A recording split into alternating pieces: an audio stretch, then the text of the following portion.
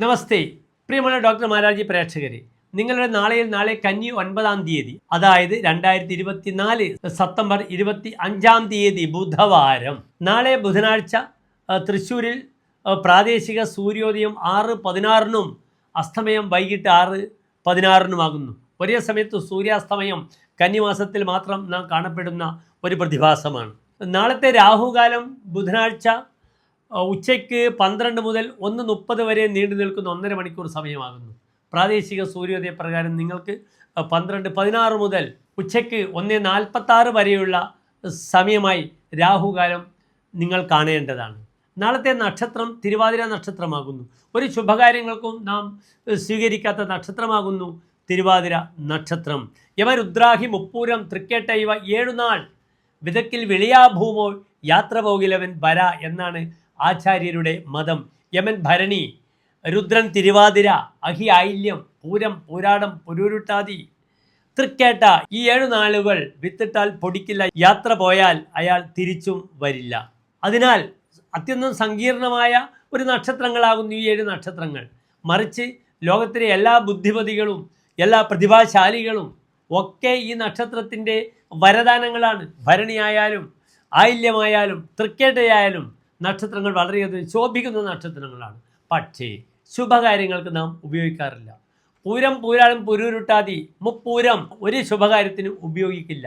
പക്ഷേ ഉത്രത്രയം, ഉത്രമുത്രാടം, ഉത്രട്ടാതി എല്ലാ ശുഭകാര്യങ്ങൾക്കും നാം ഉപയോഗിക്കുകയും ചെയ്യും. അതിനാൽ ഏത് നക്ഷത്രങ്ങൾക്കാണ് യാത്രാദോഷമുള്ളത് അല്ലെങ്കിൽ ആരംഭത്തിന് കൊള്ളാത്തത്, ഇത് നിങ്ങൾ തിരിച്ചറിയണം. നിർബന്ധമായും നിങ്ങൾക്കിത് വളരെയധികം ഉപകരിക്കുന്നതാണ്. നാളത്തെ തിഥി കറുത്തപക്ഷത്തിലെ അഷ്ടമി തിഥിയാണ്. വിവാഹത്തിന് നാം ഉപയോഗിക്കുന്ന തിഥിയാണ്. മറ്റൊരു ശുഭകാര്യങ്ങൾക്കും കറുത്തപക്ഷത്തിലെ അഷ്ടമി നാം ഉപയോഗിക്കാറില്ല.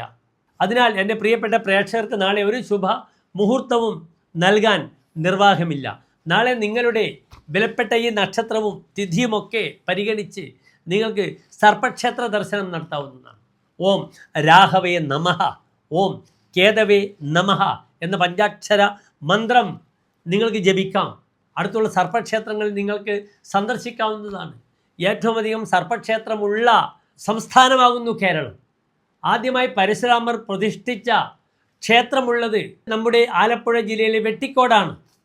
അന്ന് തുടങ്ങുന്നു സർപ്പവും മനുഷ്യനുമായുള്ള ഒരു അഭേദ്യമായ ബന്ധം. സർപ്പപ്രീതി നിങ്ങൾ ചെയ്തേ മതിയാവുകയുള്ളൂ. കാരണം സർപ്പപ്രീതി അവശ്യമേവ കരണീയം. ആരോഗ്യ പുത്രാപ്തിയെ, നല്ല സന്താന ശ്രേയസ്സിന് വേണ്ടി, നല്ല ആരോഗ്യത്തിന് വേണ്ടി നിങ്ങൾക്ക് സർപ്പപ്രീതി വളരെയധികം ഉപകരിക്കുന്നതാണ്. സർപ്പപ്രീതി ഉണ്ടായാൽ നല്ല സന്താനങ്ങൾ ഉണ്ടാകുന്നു.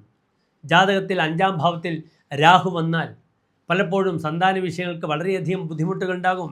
പ്രിമിച്ചർ ബർത്ത് ഉണ്ടാകാം, എബോർഷൻ ഉണ്ടാകാം. അതിനാണ് നാം രാഹുപ്രീതി ചെയ്യുവാൻ പറയുന്നത്.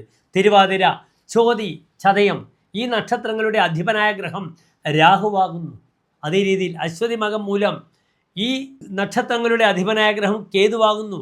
രാഹുവിൻ്റെ പുച്ഛം വാലാകുന്നു കേതു, രാഹു ശിരസ്സാകുന്നു. അതിനാൽ അശ്വതി മകം മൂലം, അതേ രീതിയിൽ തിരുവാതിര, ചോതി, ചതയം, ആയില്യവും സർപ്പസാന്നിധ്യമുള്ള നക്ഷത്രമാകുന്നു.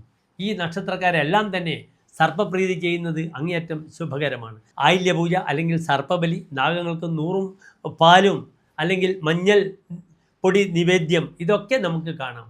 കേരളത്തിന് വെളിയിലാണെങ്കിൽ അയ്യപ്പ ക്ഷേത്രങ്ങളിലൊക്കെ തന്നെ നവഗ്രഹത്തിൽ രാഹുകേതുക്കളുടെ അർച്ചന ബഹുവിശേഷമാണ്. നവഗ്രഹങ്ങളുള്ള മന്ദിരങ്ങൾ കേരളത്തിൽ മറ്റ് സംസ്ഥാനങ്ങളുടെ അത്ര എണ്ണത്തിൽ വരില്ല. പക്ഷേ ബോംബെയിൽ 50 അല്ലെങ്കിൽ 100ഓളം അയ്യപ്പ ക്ഷേത്രങ്ങളുണ്ട്. ഈ അയ്യപ്പ ക്ഷേത്രങ്ങളിലൊക്കെ തന്നെ വ്യാപിച്ച് കിടക്കുന്നുണ്ട് നമ്മുടെ നവഗ്രഹങ്ങൾ. അതിനാൽ നവഗ്രഹങ്ങളുടെ പ്രീതി നമുക്ക് വളരെയധികം ഉപകാരപ്പെടുന്നതാണ്. എൻ്റെ എല്ലാ പ്രിയപ്പെട്ട തിരുവാതിര നക്ഷത്ര പ്രേക്ഷകർക്കും ഡോക്ടർ മാരാർജി പ്രേക്ഷകർക്കും ശോഭനമായ ഒരു നല്ല നാളെ ആശംസിക്കുന്നു. നന്ദി, നമസ്കാരം.